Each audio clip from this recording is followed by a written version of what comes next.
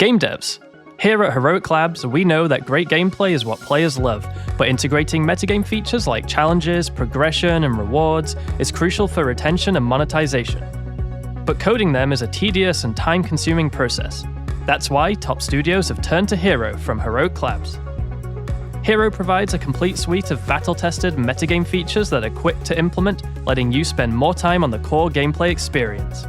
Ready to ship fully featured, engaging games? Check out Hero today at heroiclabs.com.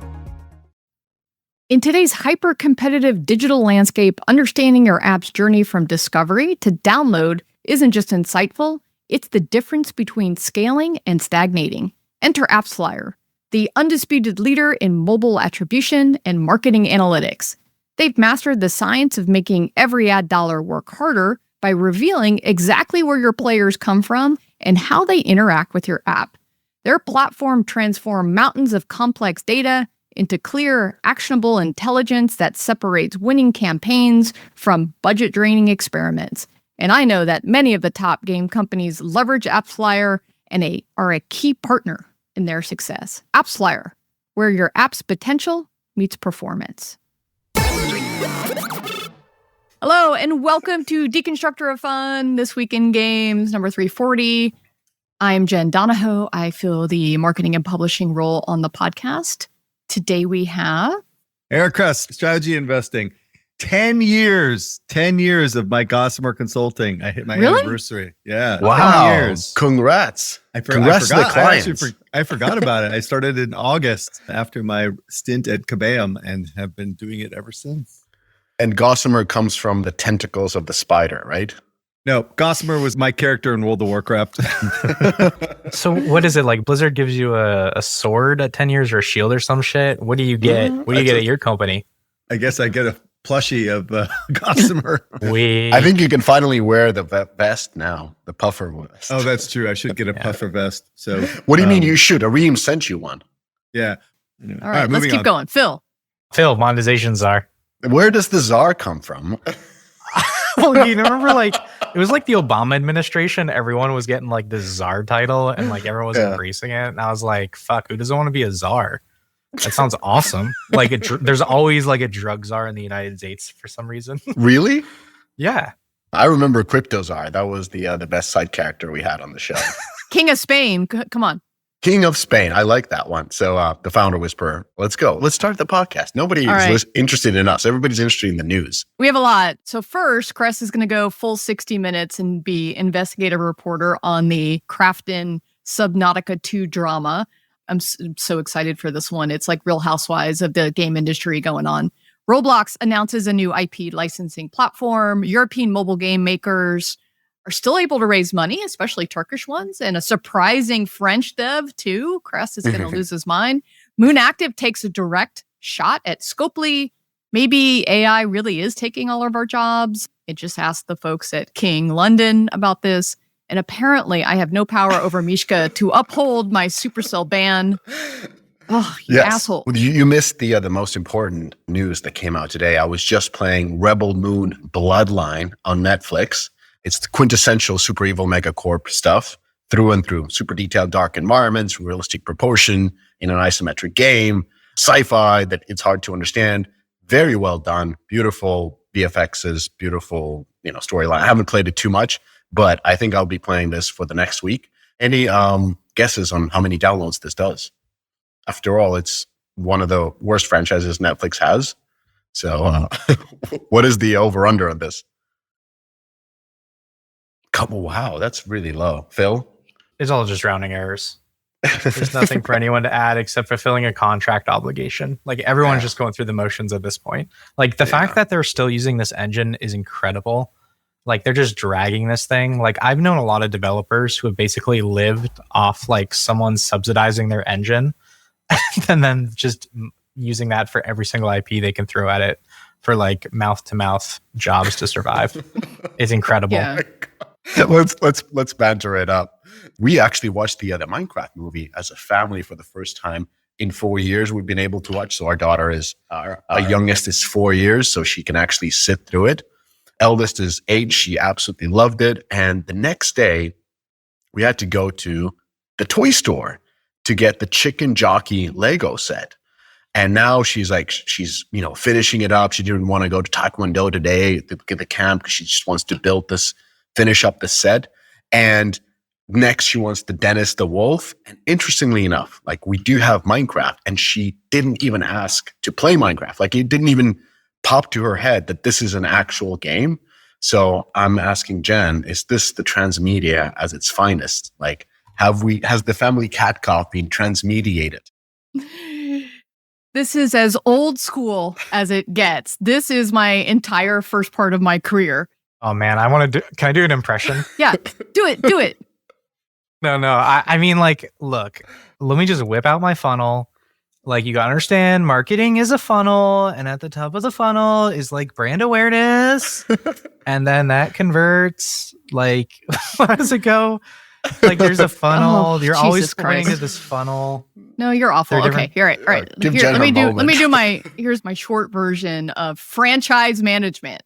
Fuck this transmedia stuff. It's franchise management. Kid goes to see content. Kid bugs the shit out of parents for toys and consumer products. That is like the tale of as old as time, to also repeat at Disney. So what's the same is like movies and TV used to be the thing that you would go see and then go want the toy. And by the way, you big boys do the same thing. When you see that like car ad and you're like, ooh, I really want to go get that Porsche. Perhaps somebody on the podcast might relate to that. The new school is that YouTube, Shorts, games, and Roblox are becoming the sources. So welcome to my world of franchise money making, which is what I used to do at Disney. So we're actually in a resurgence of this. So PG movies are on fire. So ComScore data has found that PG-related films have collectively grossed $1.72 billion in North America the first 6 months of the year, which is about 42% of the box office revenue. That's up from 31% last year. And last year, full year, actually had Inside Out 2, Moana, Live Lion King. And so this year, what we're seeing is that like kids content and PG or family content is back. Superman lightened its tone. Did you see it? It was okay. I didn't love it. And I'm a DC fan. So this year it's been Minecraft, How to Train Your Dragon, Lilo and Stitch. Fun fact, I actually worked on Lilo and Stitch. Oh, kids love it. Well, I don't know what's going on with Lilo and Stitch, but it's huge. Yeah, anyways, it's been huge since the beginning. I got to work with the director who is the voice of Stitch, and he reprised his role in the new one. It is like the most adorable. This should be your next one. It is a boy's character. Disney doesn't have a lot of boys characters. Ignore Marvel and Star Wars. And so Stitch became one of the leading and only boys character because he's kind of naughty. I didn't even go to my awareness funnel. Anyway, let's keep going. Shill. All right. Mishka, Shill. do it. Quick shill. So Gamescom, we got 2 events, finally links to both of them. The links are in description, 19th and the 20th. We got the whiskey water tasting. We got the Heroic Big Party. So I think Heroic Party has already 400 signups. So drop your name there. We're going to get to 800. It's going to be a big party. Other shill is I did an episode about Pakistan. The gaming ecosystem growing. I had Saad Hamid from Game District. He came on the podcast. I actually met Saad in Abu Dhabi last year. Super nice guy and has a pretty interesting operation, like 17 studios, I think 300 to 400 employees. Their biggest game did 125 million in downloads. They got 50 games at over 10 million downloads each. Most interestingly, no VC funding. So imagine what this guy can do with some growth capital, actually. It's really interesting. Got a lot of requests on LinkedIn from Pakistanis to connect after the episode. And just for information, I'm not accepting if I don't know you. I'm not accepting you. Anyways, that's that one. I suggest you listen to it because I think this is kind of like one of those up and coming areas, just like Vietnam was a couple of years ago. I think Pakistan is next. I got a message even from Google. It's like, let's go, champ. Like, let's do Google stuff. So that's mine. And then we also released, Jen, your episode. Yeah. So I interviewed Scopely CMO Ben Webley at MAU back in May. We have a kind of a shorter version of that we just posted. Goes into a lot of, cool topics around creative testing. So check that out. It was really, really fun. He's a great guy. I've known him at my Zynga time, my EA time. And so Meta time. Oh, he worked at Meta. I didn't, but yes. I mean, he's just like, number one is just a great human. And so any chance to talk to him about what Scopely's up to was great. So check that out. And hopefully we can release the unedited version again. Scopely, please. The one is 10 minutes. The real conversation was 30. It's okay. He didn't say anything wrong. Let's go with the full one. Let's go on it. Yeah, I mean, they like to leave a little bit hanging for people to come in real life. Cover their 6, Yeah. I will tease. It starts with a really fun Monopoly fact. So just buckle in. Oh, The opening segment. I've listened to the podcast. oh, thank you. Oh, that's so nice. Eric, Cool. you doing okay over there? I'm still upset with the Circana guy who put together some bullshit analysis on April. And the more I think about it, the more I'm just like, it's like seems so political what he was doing. All right. All right. Had nothing to do with reality. I feel like apparently we didn't push back hard enough against the Gen Z point. And I will push back against Jen on the Gen Z point about disposable income. So if you remember last week, there was Circana data saying Gen Z's spending on Gaming. video games was down, right? And the Yes, source versus was just prior Circana. year. So, listen, Exactly. I don't know. Exactly. I just want to say that's what the chart said. Exactly. So I think what's important here is to weight that evidence by the strength of the evidence, the strength of that. And so right now we have basically you're comparing 1 month over 1 month, which Eric pointed out, right? Could be affected by one game. We don't know the source of the data, how it was collected, right? It was appeared in the Wall Street Journal. So is it credit card panel data? Is it survey data? Who knows? How many players it was collected from? Who knows? And then what we have is we have a Federal Reserve working paper, which looks at the amount of income in the United States after taxes and transfers Gen Z have on a cohorted basis. So by age 20, comparing Gen Z to Gen X, boomers, silent, all of the different generations, Gen Z is the best off in terms of median income after taxes and transfers adjusted for inflation. And I think that is important data that is more important than a random Circana survey. Yeah, exactly. All right, moving on. I'm profoundly disappointed in that analysis. All right, moving on. This is a long diatribe. I apologize, but it is kind of a complicated situation given the fact that there's huge two sides of this thing. So Krafton is delaying Subnautica 2 ahead of a $250 million payout that was promised to the developers based upon performance, right? So the story fundamentally is that Krafton is postponing Subnautica 2 to 2026 for a lot of reasons. But one is that the co-founders, Charlie Cleveland and Max McGuire, along with the CEO, Ted Gill, were recently removed and replaced by Steve Papoutsis of Striking Distance Studios. So the delay basically came right before they're potentially going to be able to earn a $250 million earnout in 2025. And so the allegations is that the postponement is a strategic move to basically eliminate the ability for them to pay this out. But Krafton is publicly claiming that the game simply isn't ready and needs more polish. And then Unknown Worlds' ousted leadership is obviously insisting the game was ready and the staff had expected substantial bonuses. I guess to start this thing off, we have to understand the background here. So Krafton acquired Unknown Worlds after the success of the original Subnautica in 2021 for $500 million.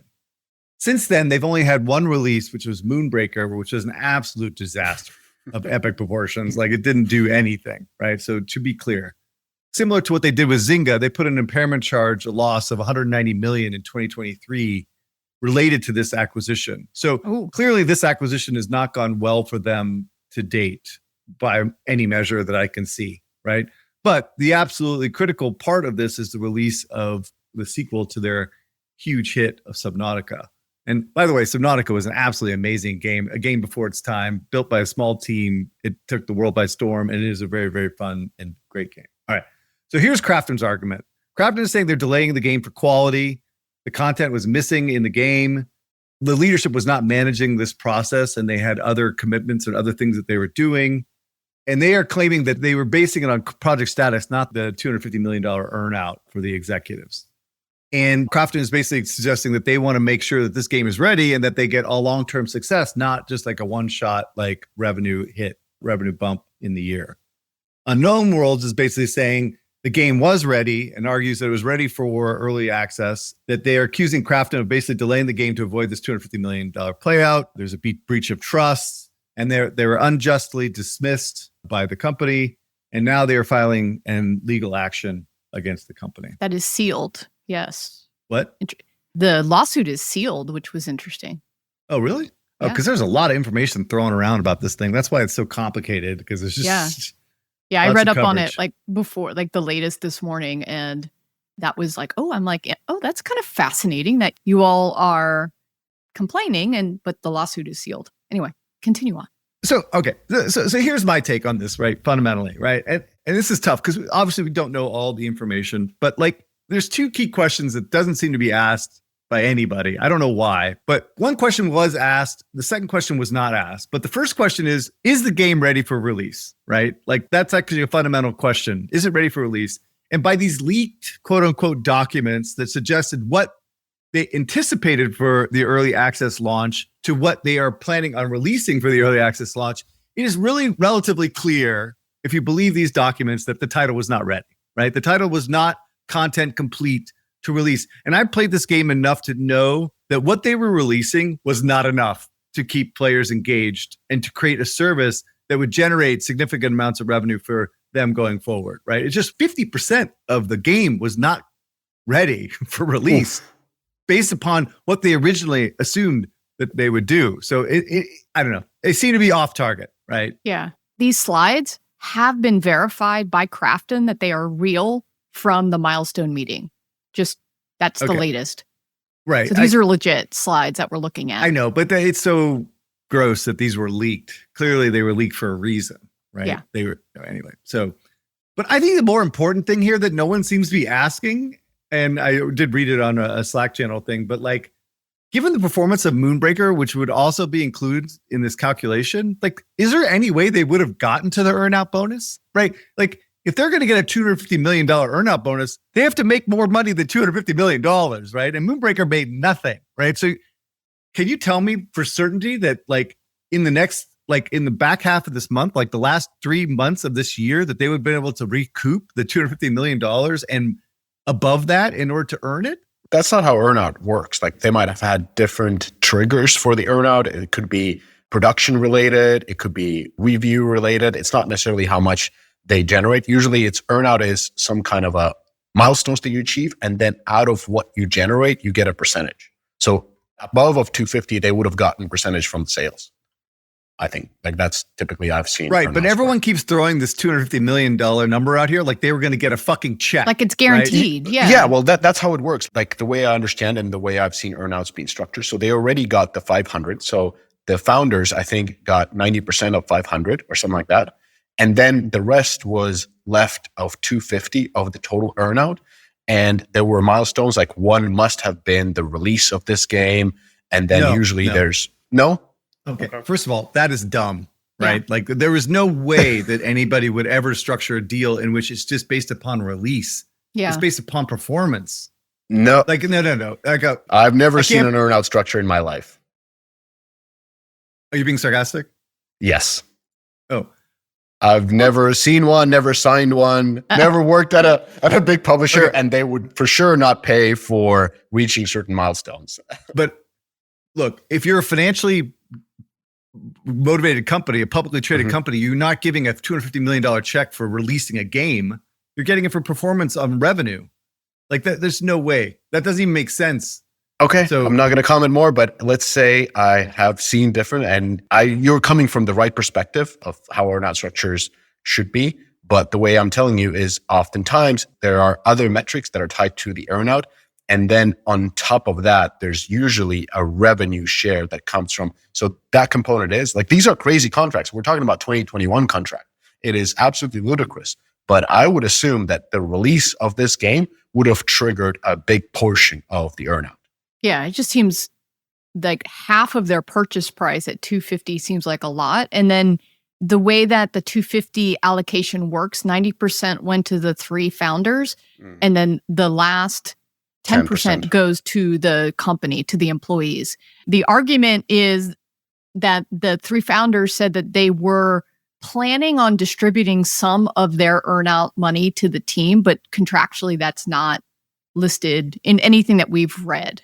So that's a little bit of the disagreement as well, that Krafton is saying that the founders didn't intend to distribute that. Whether that was going to happen or not and how that was going to happen, I think we don't know. Just saying, Chris, it could be much crazier than you think. I see here the likely scenario is that the team was just not on track, right, to hit the earnout, right? And Moonbreaker, like literally was like a big part of the calculus here, and they just it was a disaster. It was just an absolute bomb. I don't think it generated more than like $3 or $4 million, right? So again, if you're talking about a $250 million earnout and they want to be whole and cash flow positive on this thing, they have to hit significant amounts of revenue on this game. And frankly, Subnautica, despite its success, did not do that much revenue. Like over its life, it certainly did, but certainly not initially. So anyway, it doesn't seem very likely that they were on track to earn the earnout. So what I think is that Krafton is delayed Subnautica so that they would be able to recoup as much money as possible from this acquisition that's gone sideways, right? And management said, no fucking way. We want a shot at our earnout, or maybe you're right, maybe part of the earnout at least.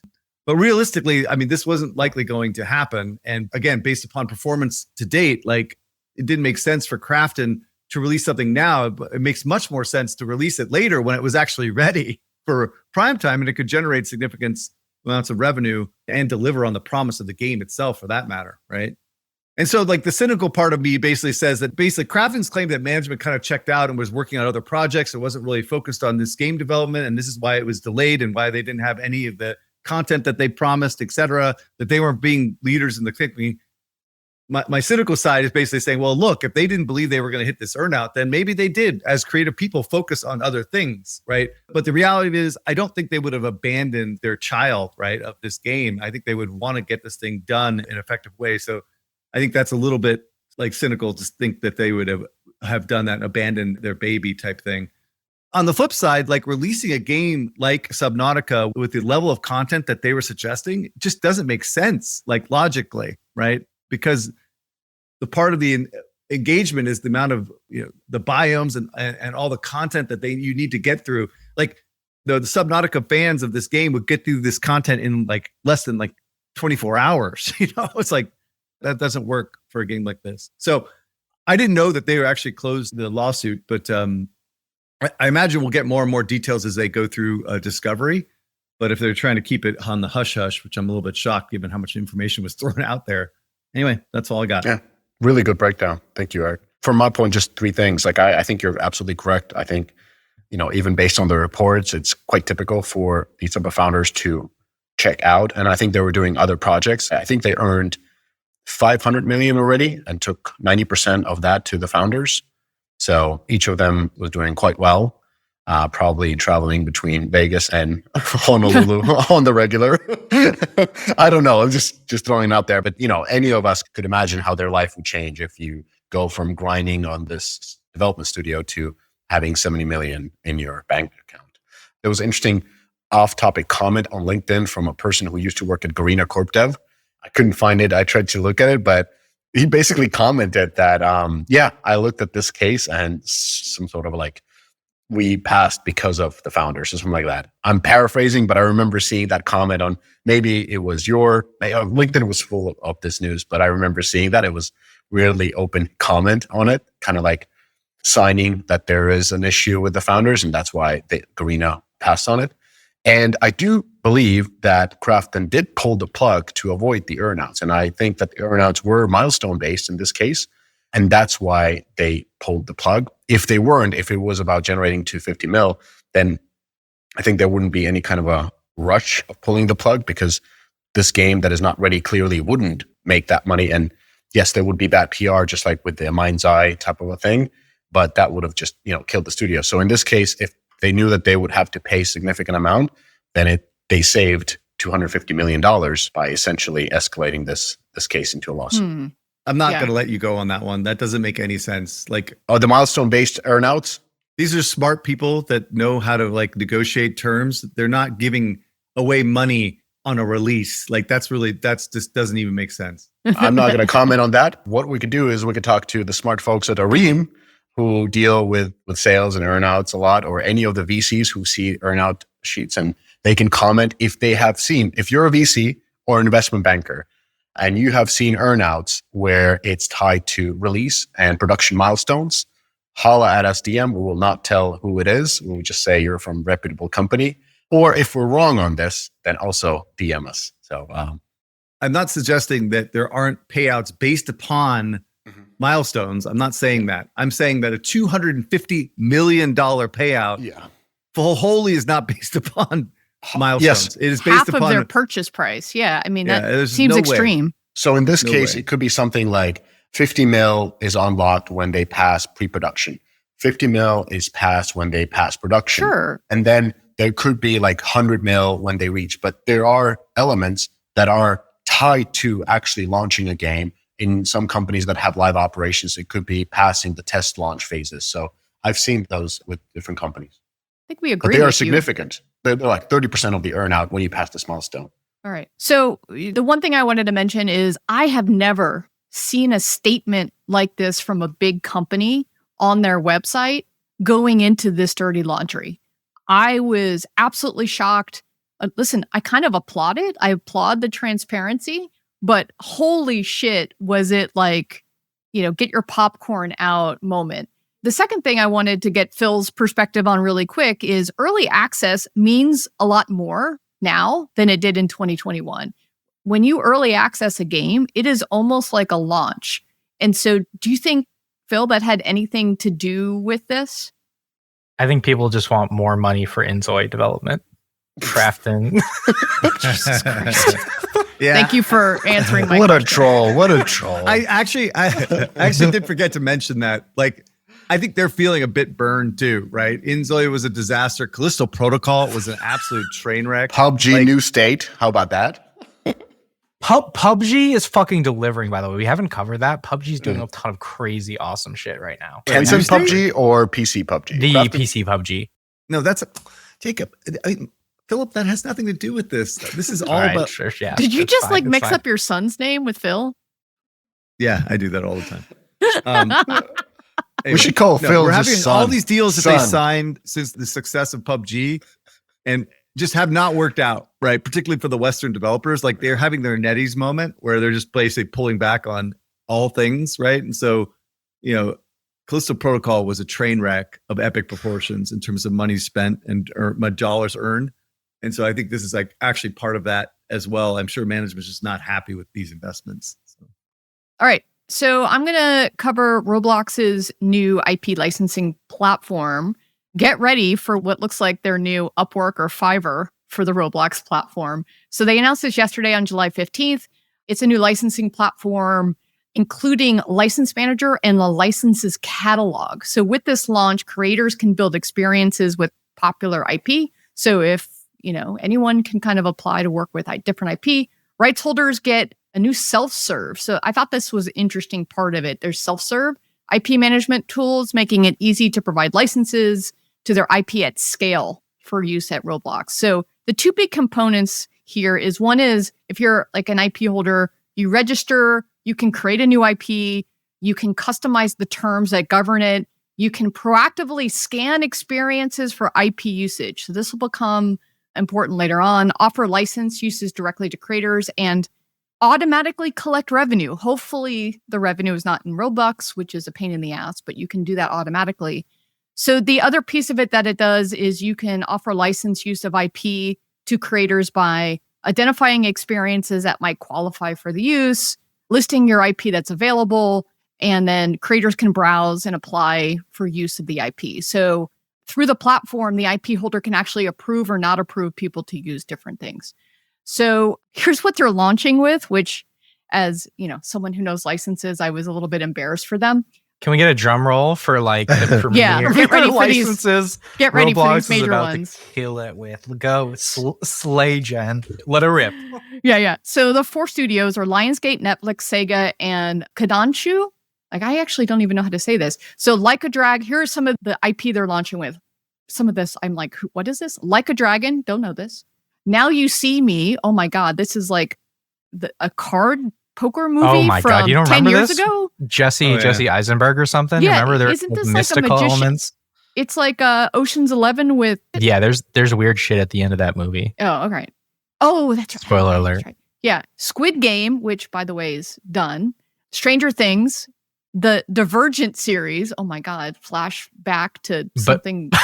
But only Twilight. only the movie The rights Oh, only that the are movie that are based on the young adult Yeah. book series.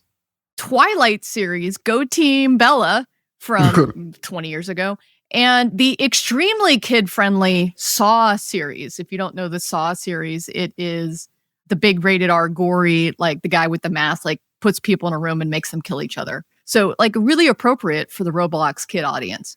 They say long-term they're going to open it up. So these are the test subjects for this. So just for a little context and comparison, it's extremely similar to what happens with Epic Fortnite's UEFN licensed IP platform. So they have Lego, Turtles, Teenage Mutant Ninja Turtles, Walking Dead. They actually have Squid Game as well. All of that's live now. And so you can imagine with Disney, the Disney deal, that they're going to have Disney IP coming later. So when you look at Fortnite.gg, you can see that some of these games using this IP have done well. The ones that get made by the platform experts that know how to make games for UEFN, those are the ones that end up doing well. And so remember that typically in licensing, there's about a 15% rev share that goes to the licensor. So here's where I wanted to break this down. This is not the holy grail that, this isn't the licensing model that you're looking for, in the words of the great Obi-Wan. These aren't the droids you're looking for. So the biggest win isn't actually going to be what you would expect, I would say. It is going to be the ability for brands to police and take down people infringing on their IP and all of the knockoffs. So ask any anime game, and they'll tell you knockoffs are out of control. So, One Piece, as an example, if, just take a big IP.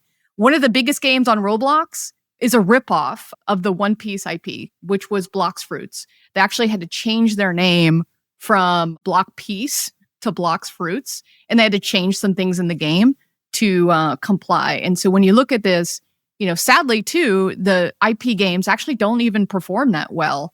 And so IP, in a sense, doesn't always matter to kids. What matters is making a great freaking game on the platform that kids want to play. So they actually, like the licensing may or actually not be the most important thing. So on revenue, this also might not be the answer that you would expect. You're like, Jen, there's so many more ways, people can make games with an IP. So remember that when you make money, if you're a developer, you only get 21% of gross to net because of all the platform fees, all the Roblox fees. So imagine then you've got 21%. Now, if you're a developer, you're going to pay 15% to a licensor. So for a licensor, this is like collecting pennies from the bottom of, a fountain. Like the revenue is not even going to really matter that much. The big win for you is going to be, maybe one of these games actually takes off, but it's like playing the lottery on that. So this is also really disruptive. It's going to piss off a number of these agencies out there that specialize in IP and brand-based games. Our friend Ethan made a Lego game for somebody that he worked for. So those people are going to be super pissed off because, those brand people aren't going to be needed as much if there's now a platform that you can go to. On the flip side, this actually democratizes the ability for a teenager next door to go make an official Squid Game, Roblox game. He's probably made a fake one, so now he can do an official one. The one thing I can think of on the plus side is time to market will dramatically shrink, meaning more franchise opportunities, formerly called transmedia. So maybe now there can be some IP that gets out in time. We always complain about why didn't Fallout have more new products? Well, maybe this will allow it, assuming they can upload all the assets in time, which also never really happens. So in short, brands, they'll probably need to be there, but they're going to need to be there to play defense, not offense. So that's my update for everyone if you care about licensing. Hey, are you building a game, launching an app, or considering an acquisition? Well, in that case, Deconstructor Fund Consulting is here to help you out. We do everything from market research to go-to-market strategies to live ops optimization and due diligence. We're trusted by some of the most beloved game development companies, makers of tools and tech, as well as some of the most renowned investors. Now, if you are building, launching, or buying, don't do it alone. Do it with us. Connect by emailing to consulting@deconstructorofun.com. Stay ahead of the competition with Sensor Tower, the trusted source for mobile marketing intelligence. Whether you're tracking trends, benchmarking performance, or scouting the next big hit, Sensor Tower delivers the data that drives strategy. Dominate the charts with Sensor Tower. Web stores. You've seen what good looks like, but have you seen great? AppCharge is the direct-to-consumer platform backed by the likes of Supercell and built by monetization pros from Moonactive, Playtika, huge games, and others. People who know the difference. AppCharge powers over $500 million in transaction a year for top studios, optimizing every detail. Deeply personalized web store offers custom-made design, industry-leading monetization features, in-game payments, SDK, and more. 70% of top-grossing games already have a web store, but the ones scaling fastest, they're doing it with AppCharge. Learn more at appcharge.com.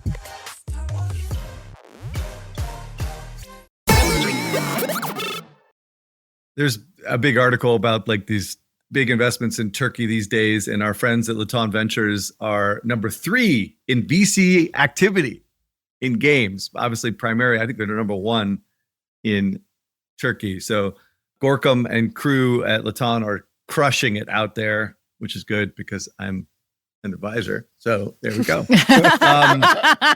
Full disclosure. We've left the shill section. Yeah. Oh, sorry. This is big news. Anyway, yeah. So good for them. Yeah. Well, staying on the Turkey topic, I mean, there was a news that mobile game developer Circle Games has secured over $7 million in seed funding led by Bitcraft with backing from A16Z Speedrun, E2VC, Play Ventures, API Ventures, and so forth. These funds will go towards blah, blah, blah, blah, blah, and they're making a puzzle game. Anyway, so just to cut this short. Dude, all I have to say is Bitcraft and A16Z is the tail wagging the Laton Ventures dog, dude. These guys are just following the lead of Laton Ventures and Mr. Gorkum, eat our dust.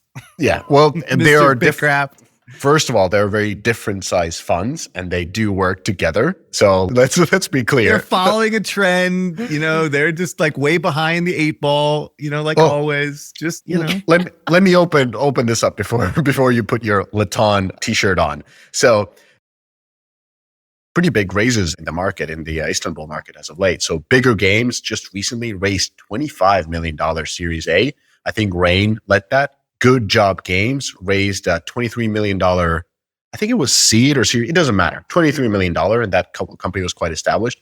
Grand Games, that's Laton Venture company actually, raised $30 million Series A. So they have been very big early stage raises in the market, much bigger than we've seen in other areas. I don't think we really see these big of rounds in other markets at the moment, especially on mobile. And so why I think this is happening is kind of 4 things. So what Turks are really good at is that they focus on business and not what they like to play and would like to play. So they don't make a MOBA because they do love MOBAs. They really focus on what's good business, and good business is casual games at the moment. The second thing is that I've noticed is that they have this relentless attention on details when it comes to both product and marketing. Like, it's crazy how deep these guys go into making the puzzle levels and really polishing the pixels and polishing the gameplay and polishing individual creative assets. Like, it's, down to a science or a craft, however you want to put it.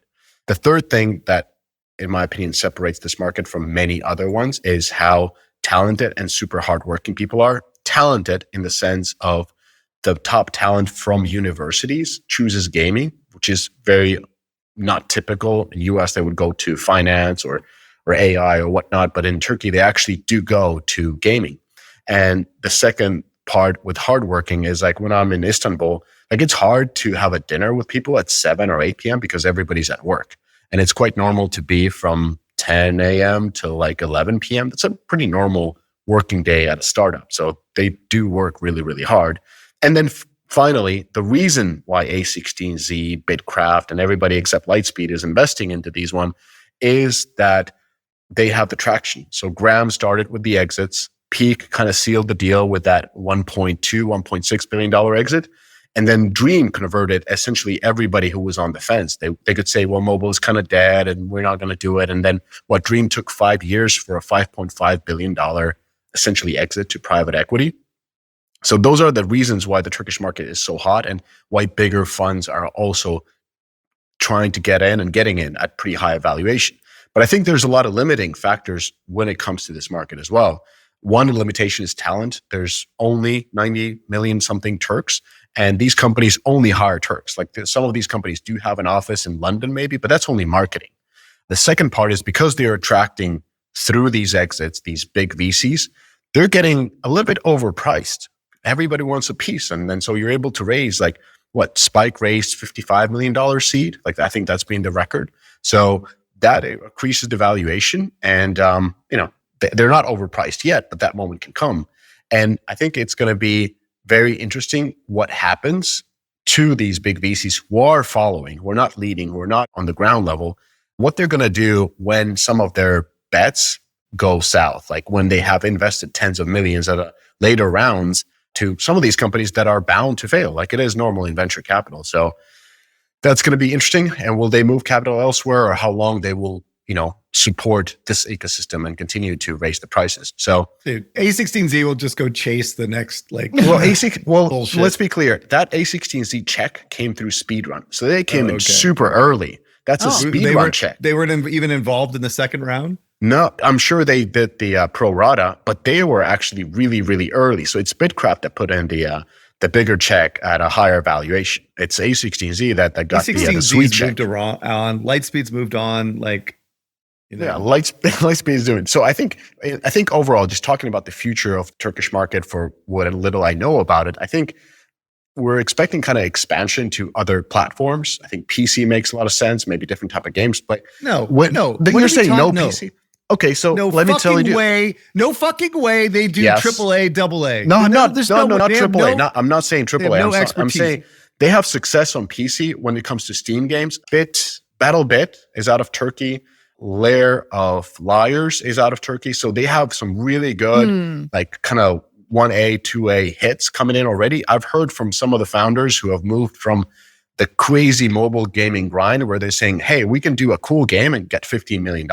And they've actually succeeded in getting that. And they're like, I'd rather make a fun game once, kind of put all my effort into it. Dude, this is bullshit. There's just no way that as a collective can move on to like AAA, AA. Not move on. I think opening up new avenues. And I believe that will happen more and more. I think they will expand to tools, tech, and platforms. They are spending so much money on ad tech. Why isn't there a Turkish ad tech company? There are a few, but I think they make sense.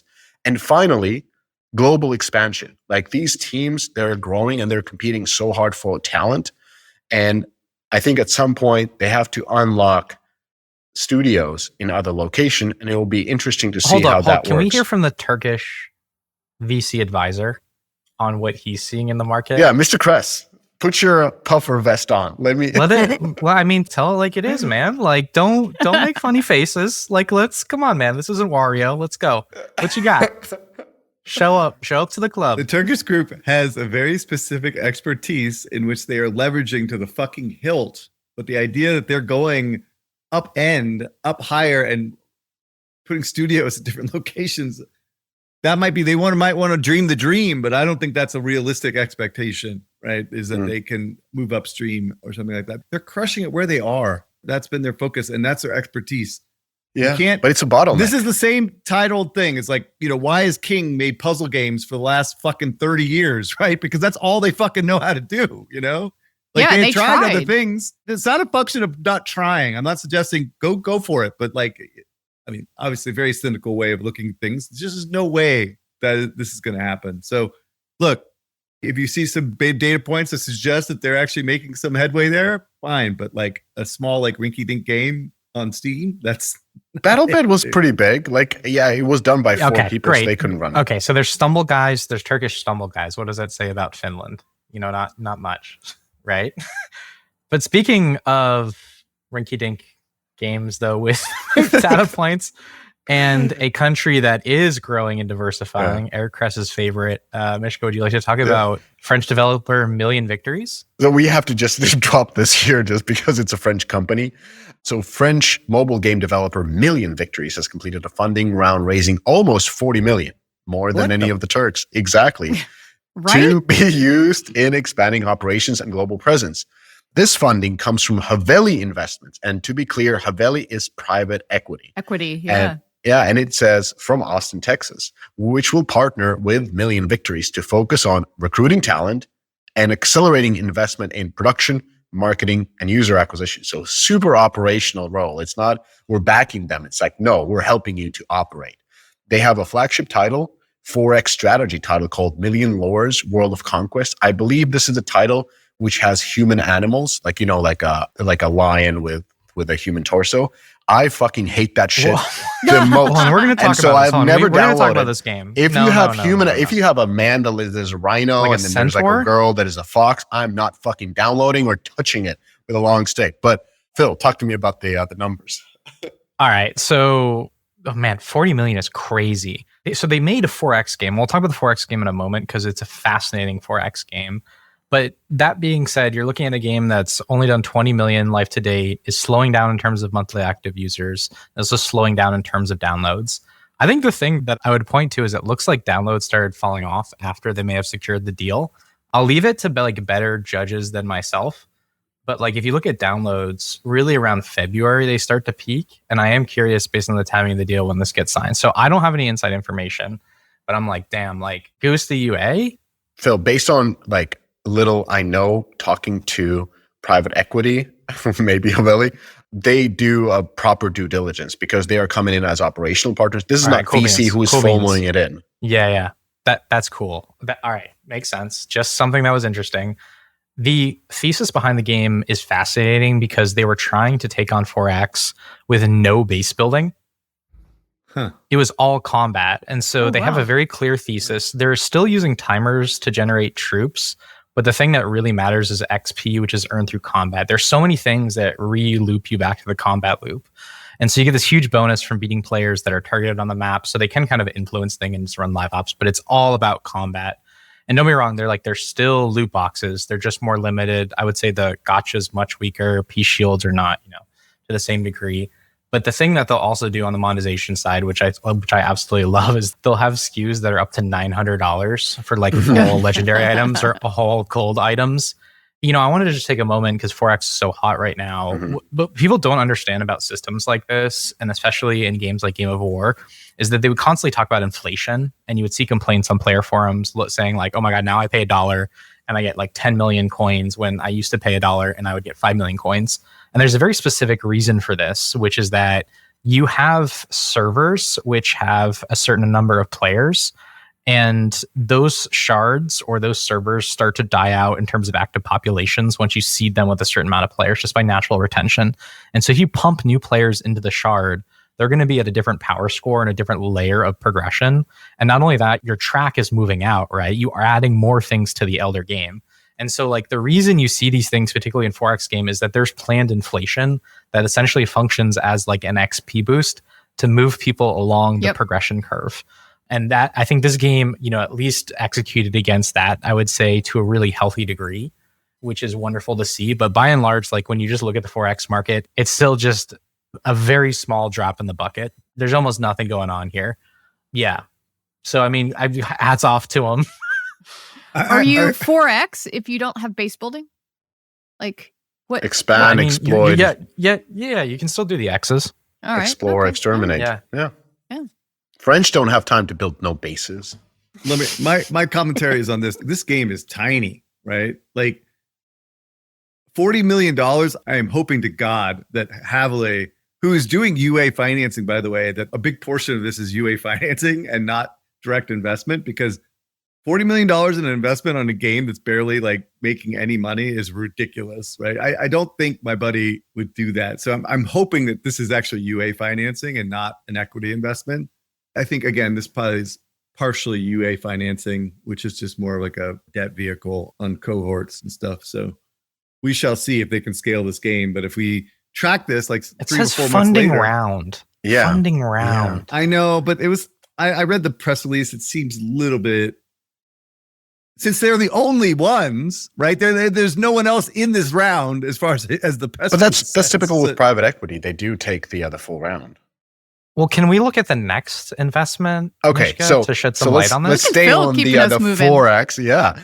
Global Worldwide closes funding round. Let me just go through this. Oversubscribed funding round led by who else than Bitcraft Ventures. Bitcraft is throwing money. So this was very confusing press release. It had some jokes that people probably did not get. It was talking about like how the founders were building agricultural products and whatnot, and now they're into games. Anyway, it was really confusing. Global Worldwide has made a game called Kingdom Maker. It's a 4X game that was kind of like accessible. It had this interesting looking graphics. It was picked up after test marketing phase or beta phase by Scopely, and Scopely essentially published it to a larger audience, and it tanked.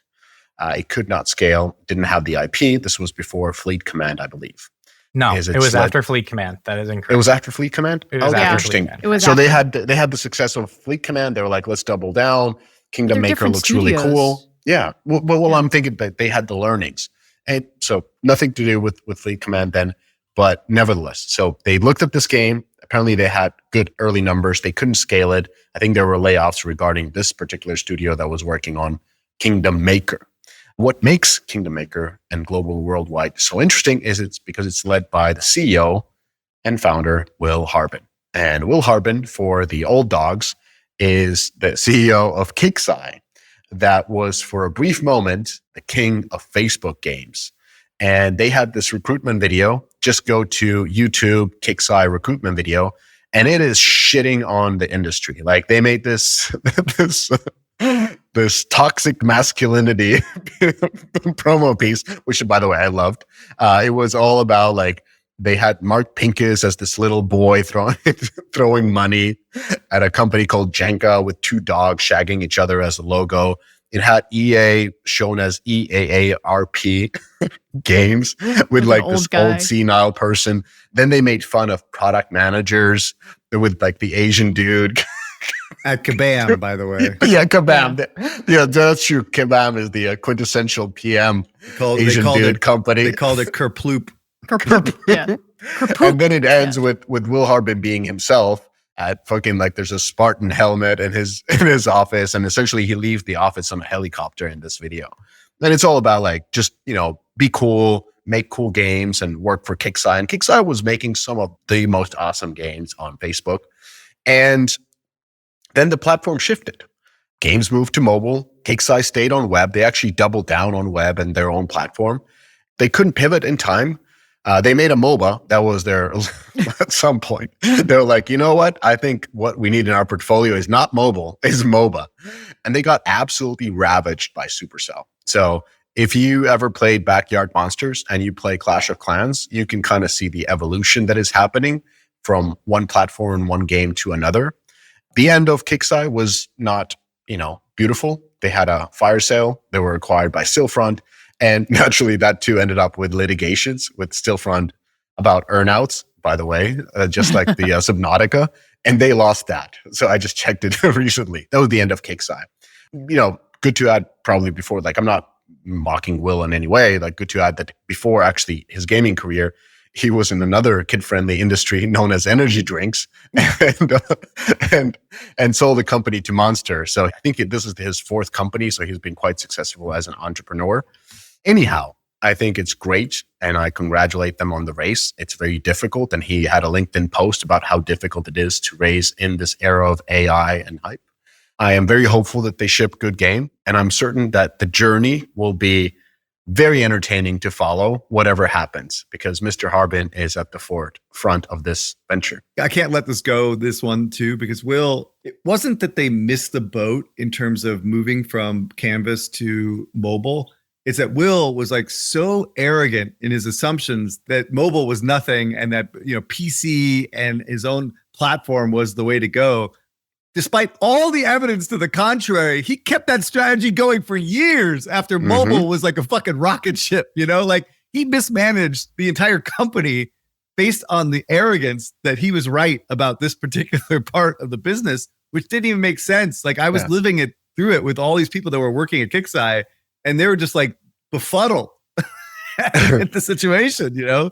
And so it's like, you know, buyer beware, dude. Like, this guy is a loon, you know? He's a little bit nutty. I wouldn't go that far. I can say I've met Will, and I think I met him in 2014. So this was right about the time where mobile was really crushing it. Like, from my perspective, I think the other recruitment video, he wasn't playing a character. That's Will. He's a very confident person. Let's put it that way. Yeah, you could tell from the video, which was you know, iconic and amazing. And, you know, if you talk about building culture to, you know, everything you talked about last week, That certainly built a culture. Yeah, he wore that suit. Probably, like he looked exactly like that when I met him. Like he had the button up open in San Francisco. Nobody wears this in San Francisco, so I can just say. Yeah. What's interesting is Copley doesn't have many failures, and sadly, this was one of them. Yeah, they really put their back against it. Whoa! I don't think we know that at all. What do you mean? I think this is if they launch a game, investment. it goes to No. I mean, look at the scale of DAU here. We're looking at maybe 150,000 active users. This isn't like a it's one Scopely GM referred to as a scorched earth launched number one. This is something much more moderate that was moved on from at some point. And I don't think this entire graph, by the way, is under Scopely's tenure. I think they picked it up as a publisher later into it. The thing I also want to point out, similar to Million Victories, is like they did some fascinating things to like the 4X core. And so Will had spoke at the Play Ventures conference. And one of the things he points out about Kingdom Maker is like, where is the freaking sex in games? Like you look at Game of Thrones, like half of that is about lineage, half of that is about creating dynasties. There is none of that like player storytelling in 4X. And what if we brought that? And they did that in Kingdom Maker. Hence the maker part is like you making your kingdom. And so like you can make it baby, right? Those are things you can do. You can That's create Hustle Castle. There is still a fascinating core here that I feel like has been underexplored and I think makes sense in a 4X context. It was a fun game. Like it was a standout game, and Kixeye was known to make really standout games in this category. Yeah, I don't know. I think they have as good of a shot as anybody, but Chinese are kind of fucking crushing this game. Like 4X is genre, a Chinese circuit. Yeah, the game of 4X. They own it. So, I don't know. Should we talk about other kings? Yes. So from Neil at mobilegamer.biz, anonymous sources within the mobile developer king have said that the staff have been laid off. So if you might remember, as part of the Microsoft layoffs that happened, about 200 people were reportedly laid off from the King ecosystem.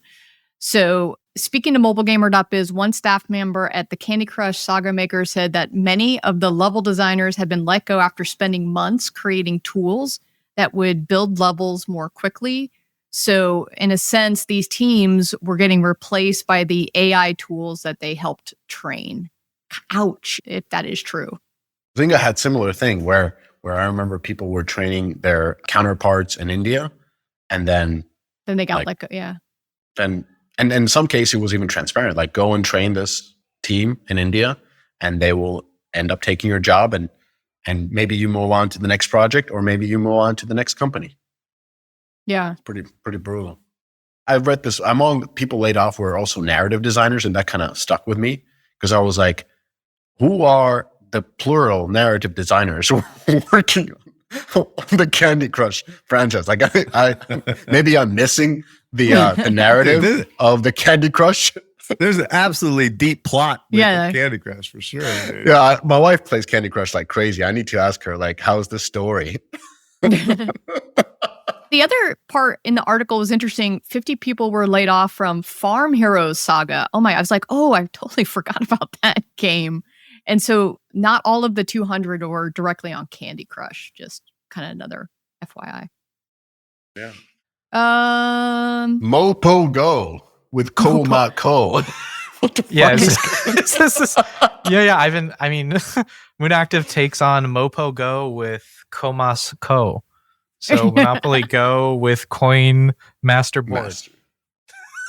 All right. Moon Active is going after Scopely in a big way. They have launched, in a sense, it's like a take on a take on a take. So you had Coin Master, then you had Monopoly Go, which kind of use those systems. Now Moon Active is doing a version of Monopoly Go with the original kind of version that they came up with. And Coin Master was a take on another game, the Pirate Dice Stream? No, it was a Pirate something. Board Kings. Board Kings, yes. No. Those are both. It was a Pirate Kings or something like that. It was another Jelly Button game that took. Anyways, everybody's stealing from everybody, just to be clear. Everyone inspired by is what we'd like to say. What I love about all of this is that this is like industrial espionage in the fucking open, dude. This is like, what's good for the goose is good for the gander, dude. You know, fucking Scopely copies Moon Active completely, right? And fucking layers on some fucking amazing IP, right? Now Moon Active's copying them right the fuck back, right in their wheelhouse with their fucking IP as the headline, right? Of the Coin Master, right? So it's actually fucking brilliant, dude. It's absolutely brilliant, right? So I love it. Yeah. I don't know if this is going to be successful. We'll see. But having the Coinmaster brand is huge here. But dude, what's good for the goose is good for the gander. You know, you want to fuck with them, they're going to fuck with you. Okay, so don't mess with Moon Active. You know, hold up. You think the brand matters here? The Coinmaster brand? I don't know if it does. come The on. search is gonna. I mean, they might cannibalize their existing game, but maybe they don't care. Maybe they're hoping 1 + 1 equals 3. My understanding is that the feeling is, and I talk to these guys once in a while, is that in some ways, Scopely, grew the addressable audience, like probably moving people away from traditional casino games and putting them in these type of games, which is more compelling. You know, like, I don't know. There's like all kinds of ideas here. So perhaps I think what I would think is that they're just going straight after Scopely's share, right? So they want to maintain their share on their game and then just go after and start stripping share away from Scopely, right? To build their business overall. They're going for the jugular. They're not fucking around, right? And so Monopoly Go better, get back on track in terms of features and stuff like that, because I think what will likely happen, I haven't looked at the game too closely, is that they're just going to be better version of the Monopoly game to some degree, would be my guess. No, but I don't know. We'll see. The IP is the beachhead, right? I feel like we've spent so much time talking about this, though. It's the unique combination of Monopoly, which was already successful in gambling environments like the McDonald's game or Vegas slots licensing. Yep. Like that is a beachhead. Like that is a CPI effect. That is your TAM. That is Jen's fun fact you will see in the first 5 minutes of her YouTube video, which you can catch with Ben Webley. link in the description. But like that was an important part of this. Like this isn't Empire Strike Back. Are you kidding me? Like this Monopoly Go's genre. Like this is small potatoes. Okay. All right. So I'm actually leading towards your point of view on this. So I'm just kind of talking on both sides of my mouth right here. But like at the end of the day, Monopoly Go is at a point in which they are doing insane levels of TV advertising, which we all know is fucking bullshit, right? And their revenue is completely deteriorating, right? No. So Scopely's team pulled it out of the ass this quarter. Like you can look at it, downloads flattened, but revenue went up. I mean, don't be wrong. The long run trend is still there, downward sloping. Yeah, okay. But you can clearly see Javier just like over them. And they have a web shop. Called I don't care about the web shop. I don't understand why we don't care about the fucking web shop. It's money. What Moon Active likely will do, because these guys are fucking ruthless, right? Is they are going to UA the motherfucking shit out of this thing, right? They are going to go after every single fucking person that's playing Monopoly Go to get into their game. And they're going to spend whatever it takes to get there, dude. And so like, yeah, it's an arms race. Yeah, it's a fucking arms race. And I think the Israelis are going to win this one. I mean, I think they potentially could win this one. They know Israeli-Saudi showdown now. Well, I don't mean to be political, but these guys are kind of ruthless about getting what they need done. I have my faith in Moon Active to get this done. Can't they both win? And remember, they're kind of growing the category together. I honestly don't think that's the goal. I don't think that's the goal for both to win, right? But they kind of grow the category together. Like it seemed like puzzle. You think about the puzzle category and how many match 3 players there are now. I guess, can they grow the pie for this kind of a new genre? This, like, I think they call it coin looter as a subgenre inside. Coin battler? Oh, interesting. And by the way, love the art style.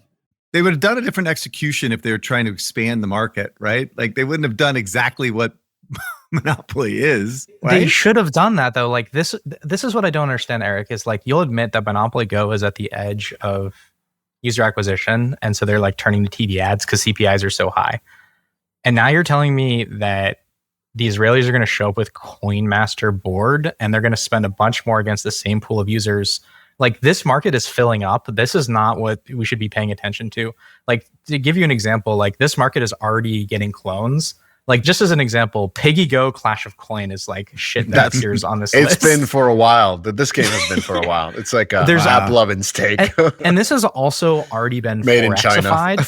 So the other thing that we haven't covered is something that has like a hyper casual loop to bring people in, which is Carnival Tycoon, which is basically an idler, which is ripped off from another idle game called Idle Theme Park, which builds in a slot machine. Like there's a lot happening in this subgenre, but like this is not a good strategy to get there.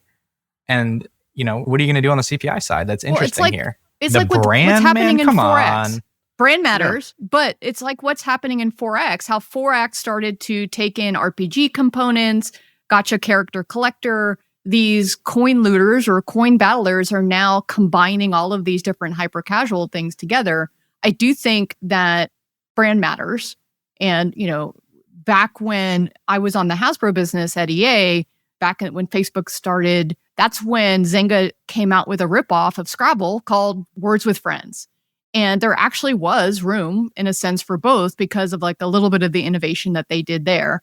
The interesting thing here is going to be, how close can they get and not infringe on the Monopoly trademark, which, by the way, it's only limited to a few different things. It's limited to like the four corners of the board, like the chance and community square things. So I think they can still go after it, but brand matters. Okay, I think we're focusing on the wrong things right now, right? We're talking about like these peripheral like design choices and casual games and all this other stuff.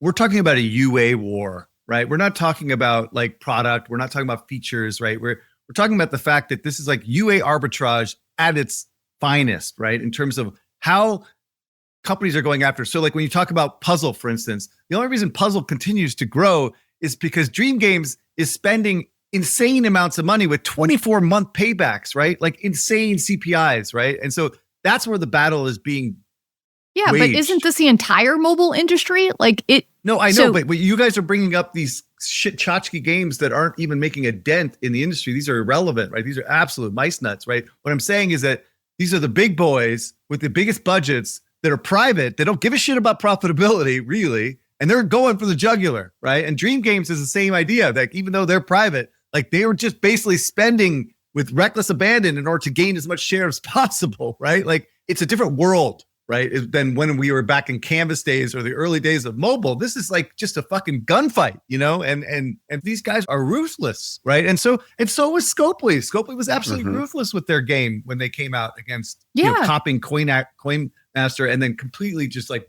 burying them on the UA side. That's not what we're arguing. So, because what we're arguing is not necessarily what the intent is. Like maybe they'll have the big war chest, maybe they won't. But even if they do, I'm just arguing that it's very silly because we're already seeing Monopoly Go hit a wall. There's also the IP as a moat. So you got to consider those two things, which I think make it a poor strategy. I mean, look, it's only going to be X number of dollars in development cost, and they are going to have a ROAS number, right? I have a hard time imagining, Eric, that they're going to continue to shove coal into a ROAS number that's declining.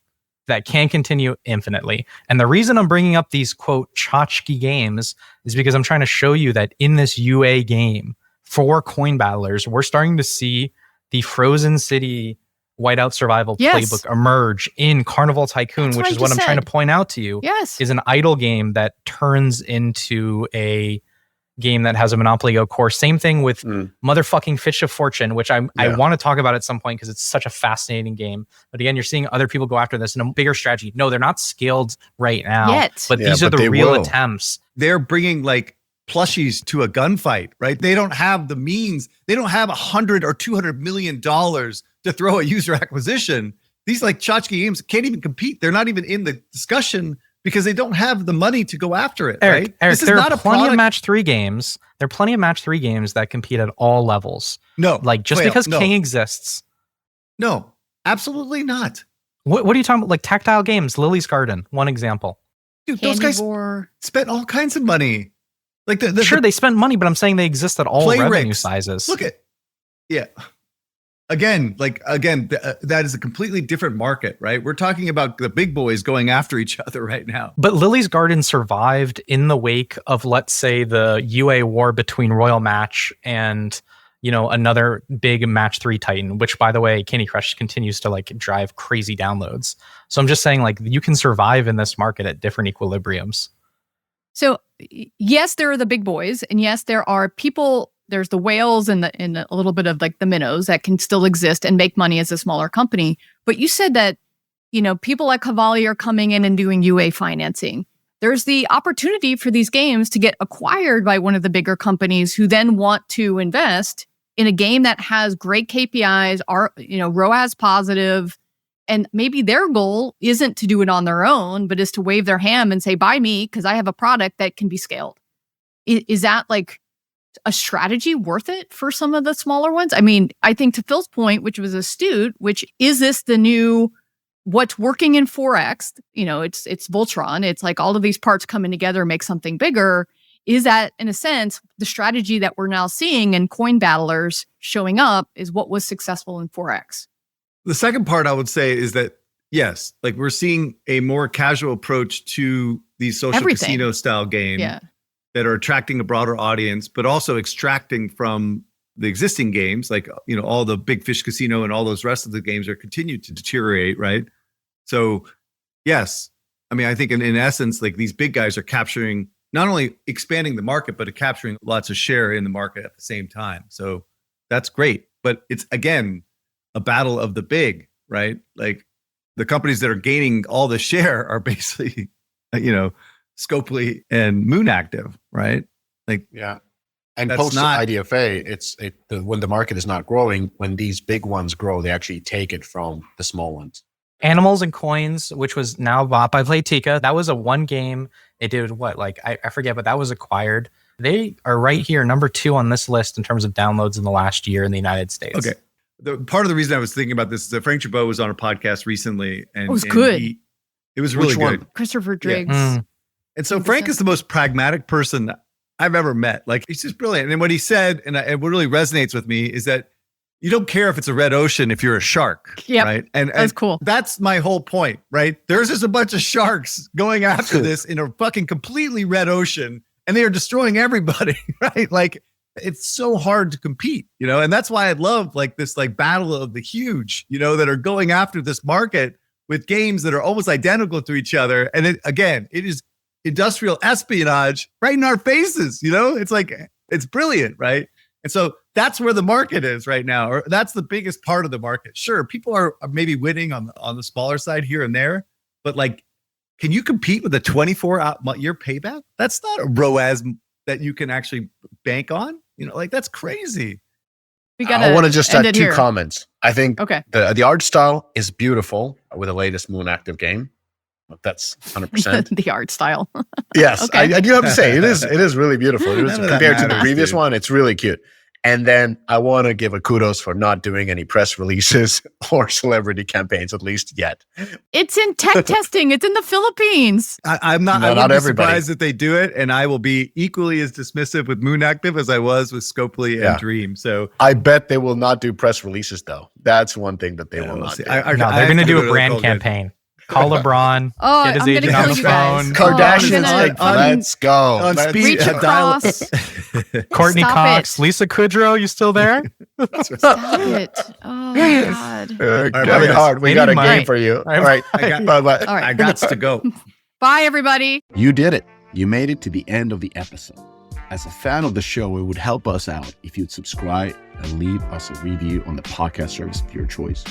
Those stars and likes, while a small action on your part, mean a lot to us and help to grow the show. More importantly, are you a member of the Deconstructor of Fun Slack group? If you have 5 years or more of games industry experience, go to deconstructoroffun.com/Slack and apply to join. Join the games industry best professional community filled with peers always willing to lend a hand, or subscribe to our newsletter to get all the latest insights from the Deconstructor of Fun content creators. Thanks for listening.